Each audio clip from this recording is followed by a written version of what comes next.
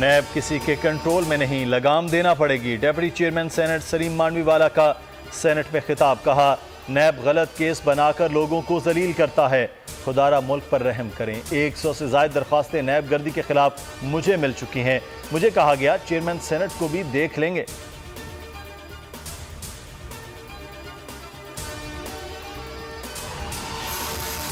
PDM से कोई खतरा नहीं, पीडीएम फारिग हो चुकी, अपनी मौत आप पर रही है। वजीर आजम की अपोजिशन को टफ टाइम देने की हिदायत। तर्जुमानों के इजलास की अंदरूनी कहानी सामने आ गई। बोले अपोजिशन की तहरीक एनआरओ के लिए है जो नहीं दूंगा।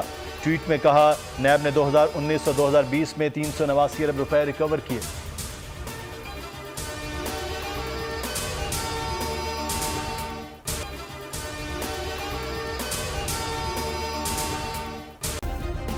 सब्सक्राइब करें और बेल दबाएं ताकि कोई खबर रह न जाए।